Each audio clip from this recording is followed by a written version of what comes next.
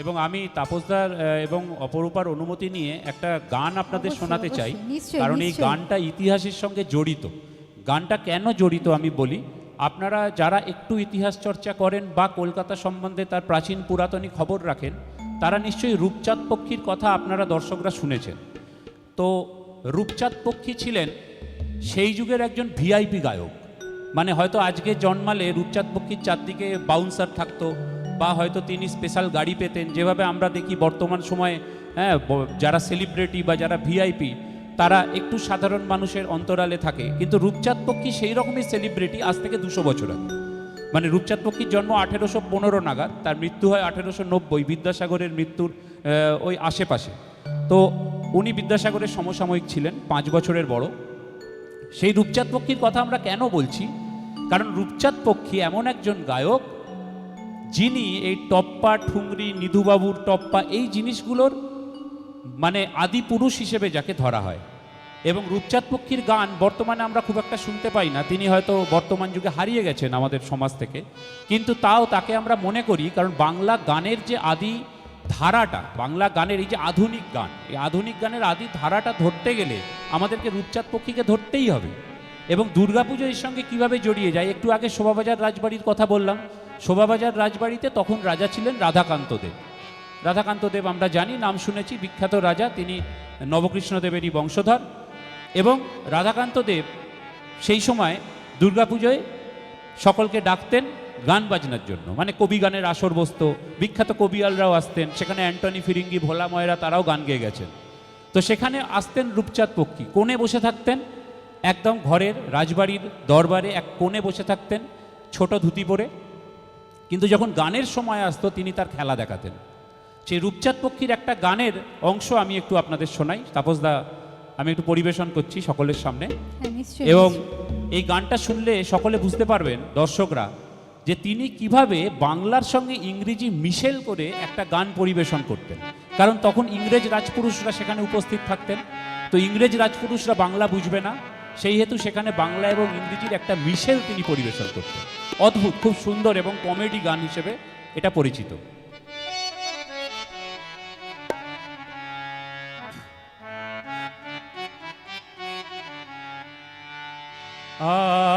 আমারে ফ্রড করে প্রাণ কৃষ্ণ তুই কোথায় গেলি, আমারে ফ্রড করে প্রাণ কৃষ্ণ তুই কোথায় গেলি, আমারে ফ্রড করে।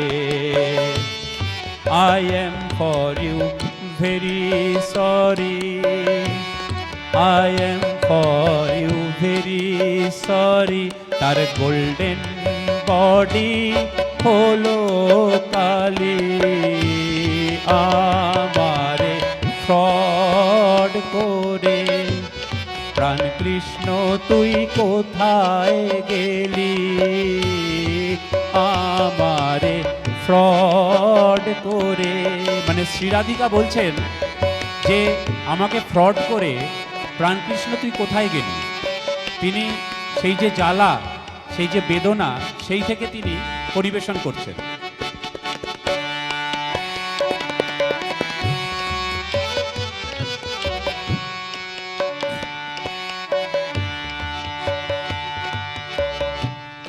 ও মাই ডিয়ারেস্ট, মধুপুরে গেলি কেষ্ট, মাই ডিয়ারেস্ট, মধুপুরে গেলি কেষ্ট, ও my dear how to rest, my dear how to rest, here dear Banamali, আমারে ফ্রড করে কালিয়া ড্যাম তুই কোথায় গেলি, আমারে ফ্রড করে। গানের বৈচিত্র্য কিন্তু বিভিন্নভাবে বিভিন্ন সময় পরিবর্তন হচ্ছে।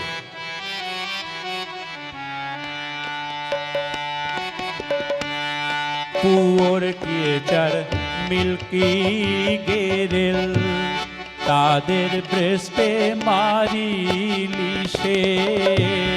পুয়োর টিচার মিল্কি গেরেল, তাদের ব্রেস্টে মারিলি সে।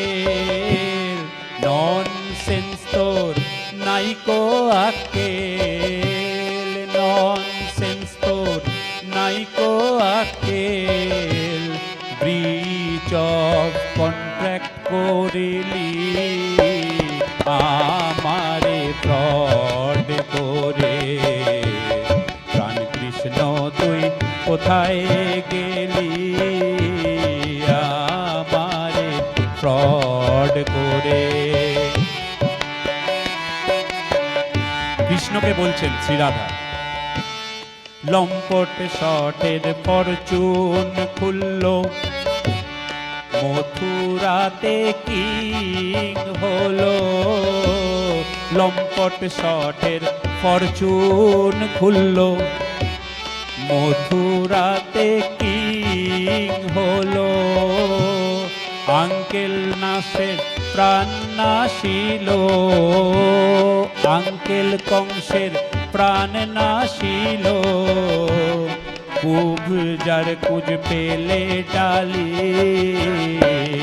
আমারে ফ্রড করে। প্রাণ কৃষ্ণ তুই কোথায় গেলি, আমারে ফ্রড করে। এবার বলছেন,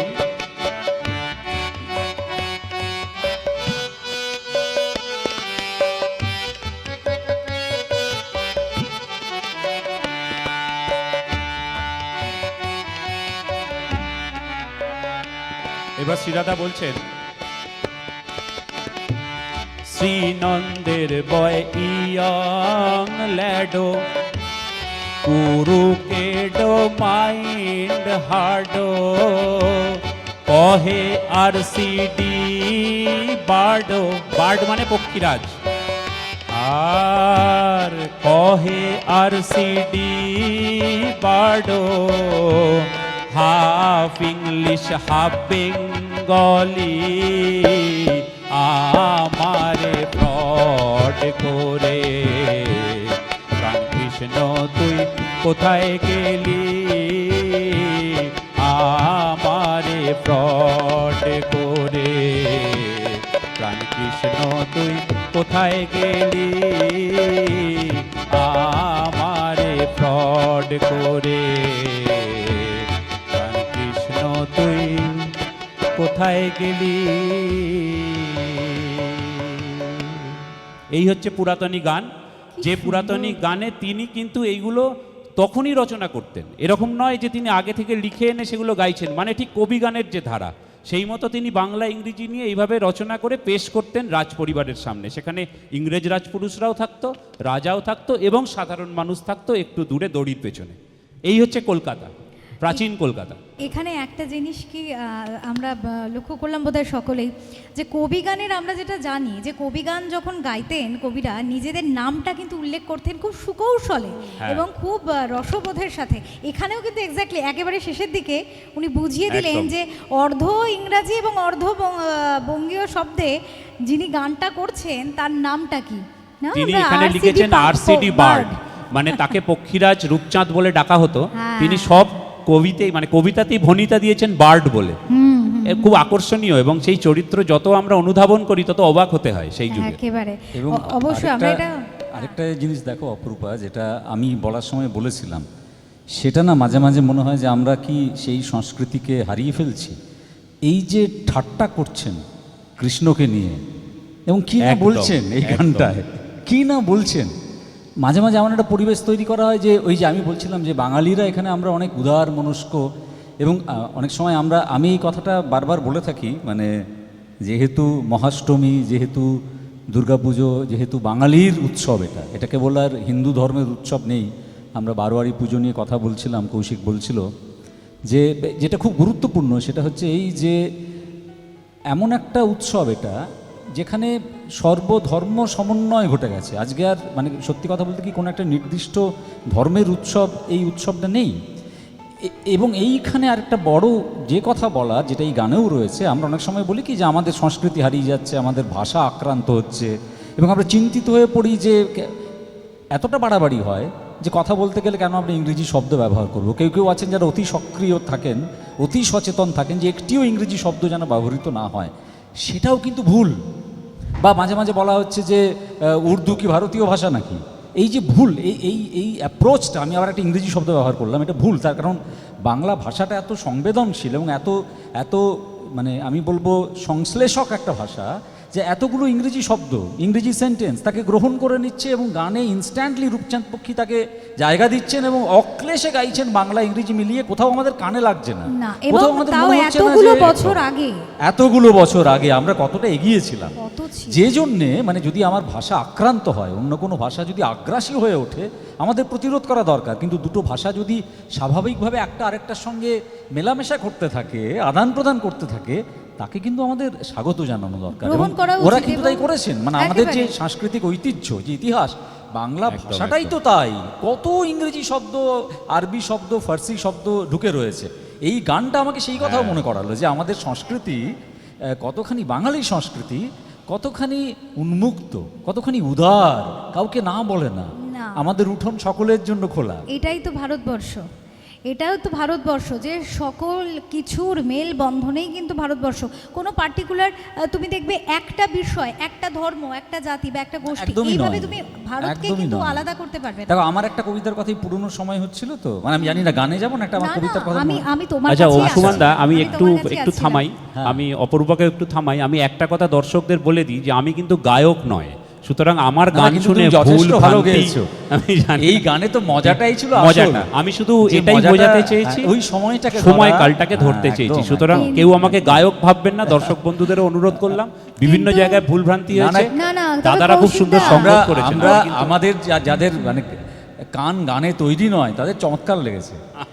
হ্যাঁ, আমাদের এখানে দুই দিদি হয়তো একটু ওদের কি আমি জানি না, বলতে পারবো না। কিন্তু আমি বলবো যে আলাদা করে যদি তুমি এটা উল্লেখ করলে বলে তাই, না হলে আমি এতক্ষণ একটু বুঝতে পারি না, না। এখানে কৌশিক- পিয়ালির সামনে গান গাওয়া, এটা তো একটু সাহসের ব্যাপার লাগে। গায়ক না হয়েও কিন্তু একটা মানে যথেষ্ট ছাপ রেখে গেছে যাক, এটা আমার প্রাপ্তি, এটা আমার এবং প্রাপ্তি। সম্ভাবনাময় অত্যন্ত রকম। আর সম্ভাবনা গানে কিছু হবে বলে মনে হয় তোমার না। গান তো আগেও শুনেছি, তার থেকেও আজকে বেটার লাগলো, এটাই একদমই সম্ভাবনা। তাই। এত মানে সুন্দর করে না, মনে হলো না গানটার কিন্তু যে গানটা মজাটা শেখা হয়নি এবং ওই কিন্তু। সময়টা। আর এই ধরনের গানে যে মানে ভাবটা, যেটা মজাটা। কিন্তু পুরোপুরি ঠিক, কিন্তু ঠিক, ঠিক। কৌশিকের। দেখো, আমার একটা কবিতা যেটা অপরূপা আমি বলছিলাম, আমার মনে পড়ছে। আমি তো ওই পুরনো আমলের কথা কৌশিক বলছিল, ইতিহাসের কথা বলছিল। আমি একেবারে গ্রামের ছেলে, গ্রামে জন্মেছি, গ্রামে বড় হয়েছি। পুজোর সময় আমি মানে প্রতি বছর গ্রামে যাই, চেষ্টা করি পারলে। একটা জিনিস আমি দেখতাম, যেটা নিয়ে আমি একটা কবিতা লিখেছিলাম, সেটা হচ্ছে এই যে এই সময়, এই যে অষ্টমী আজ, এবার এই যত দিন যাবে যাত্রা শুরু হবে। সেটা একটা বিরাট বড়, মানে পুজো আসছে মানে আমাদের কাছে ছোটোবেলায় একটা বড় ব্যাপার ছিল যে এবার যাত্রার মরশুমও আসছে। এবং যাত্রাও তো ছোটোবেলায় দু রকমের। একটা হচ্ছে যে বিশ্বকর্মা পুজো থেকেই শুরু হয়ে যেত, যে আমাদের যারা গ্রামের কুশীলব তারা যাত্রা করবে নিজেরাই, মাঝে মাঝে মহিলা মহড়া, বহুদিন ধরে অবশ্যই মহড়া। অনেক দিন ধরে, 1 মাস ধরে। না, শুধু অনেক এটা সময় কিন্তু মহিলা শিল্পী ভাড়া করে আনা হতো। আমার গ্রাম ছিল বেলিয়াতোড়, বাঁকুড়া শহর থেকে মহিলা শিল্পীদের ভাড়া করে নিয়ে আসা না, হতো। এইখানে আমি একটু বলবো, মানে শুধু গ্রাম না, মফস্বলেও। মফস্বলেও। আমি তো ছোট শহরেও, ছোট শহরেও। চুচুড়াতে আমি দেখেছি, ইভেন আমার বাবাকে দেখেছি, পাড়ার সব কাকারা মিলে, মানে বাবা একত্রিত সকলে হয়ে। মিলে একটা একদম। অনুষ্ঠানে মহড়া, এবং একদম। সেখানে মহিলা যেহেতু অভিনেত্রী পাওয়া যেত না, তো সেটা ভাড়া করে ভাড়া করে আনা হতো, আমি যে কথা বাকি বললাম তোমায়। পাড়ার সকলে মিলে রাত জেগে একদম, মহড়া। আর একদম। আমরা সেটা যে কি ছোট ছোট, আর তখন দ্বিতীয় কি যাত্রা উৎসাহ। যেটা বলছি, আমরা আগ্রহ নিয়ে বসে থাকতাম যে কখন কলকাতার দল এই চিতপুর থেকে যাবে। সে ছিল আরেক ব্যাপার, চিতপুরে যে যাত্রা। যাত্রার দল এসছে বাসে করে। একদম একদম। তো সেরকম একটা যাত্রা দেখে আমি একটা কবিতা লিখেছিলাম। হ্যাঁ, সেটা কোথাও একটা পুজোর অনুষঙ্গ আছে। শুনি। খেয়াল করলে দেখা যাবে যে পথের পাঁচালী যে সিনেমা, সত্যজিৎ রায়, সেখানেও তাই দুর্গাপুজো হচ্ছে এবং তারপরে কিন্তু অপু দেখছে কিন্তু যাত্রা, এবং তারপরে ওই রাংতা নিয়ে দুর্গার গোপ বানাচ্ছে এবং পেটাই হচ্ছে তাহার।